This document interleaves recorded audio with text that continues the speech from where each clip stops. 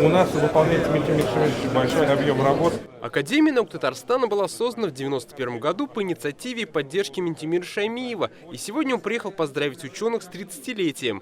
Вся история отражена на выставке. Государственный советник смотрит каждую экспозицию. Особое внимание научным трудам и археологическим изысканиям. Это наши ребята из раскопки совместно с саратовскими коллегами. В недрах Академии все эти годы создаются стратегии социально-экономического развития муниципалитета Татарстана, разрабатываются технологии развития нефтехимии и экологических проектов. Одно из больших достижений ученых – издание татарской энциклопедии и труд истории татар с древнейших времен. Академия наук Татарстана вносит значительный вклад в общественно-политическое развитие республики, формирование современной научно-образовательной политики республики.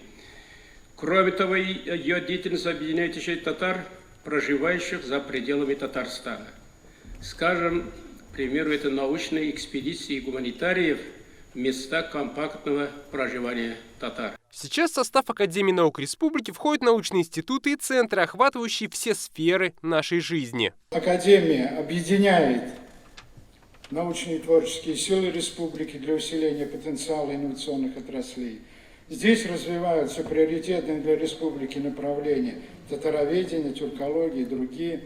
Работа Академии обеспечивает этнокультуру, межнациональную и межконфессиональную безопасность региона. Академия наук Татарстана объединяет сотни знаменитых ученых России и зарубежья. Ее членами являются представители ведущих вузов мира. Все они следят за развитием Татарстана, в том числе через наш телеканал. Татары и татарские деревни, да и города, заложенные еще в средние века, во время эпохи Золотой Орды, раскиданы по всему пространству громадной России, по странам Средней Азии, ну а теперь татар много и в дальнем зарубежье.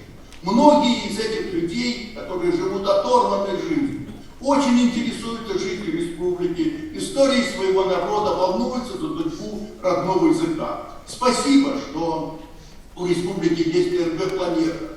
Я время от времени нахожу время смотреть очередной спектакль театра Камала, послушать передачи о жизни татарских деревень в Сибири, на Урале, в Поволжье. На YouTube можно послушать татарские песни. Из последних известий на ТНВ можно узнать о новостях республики.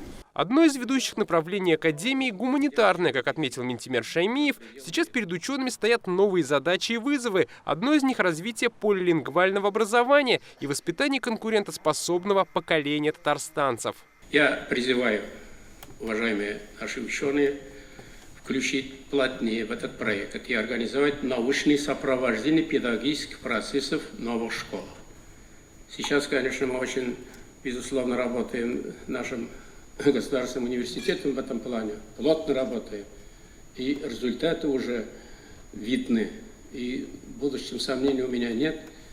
Нам надо постепенно сейчас в это дело включаться. Вот эта книга написана для полилингвальных школ. Профессор Фарид Елалов изучил мировой опыт полилингвального образования и пока в республике строили первые школы Адымнар, написал научную монографию, как должна быть выстроена такая система образования. Здесь написано, каким должен быть педагог полилингвальной школы, какие должны быть организована форма и содержание и форма воспитательной деятельности, чтобы дети наряду с получением знаний получали воспитание. Цифровизация научных трудов, перевод их в онлайн-формат – все для того, чтобы наука была доступной и привлекательной для молодых. Сегодня научно-промышленный потенциал республики строится на фундаментальных исследованиях Академии наук. Дмитрий Ринадельмин-Дубаев, ТНВ, Казань. Закажи рекламу на ТНВ. Телефон в Казани 5 705 100.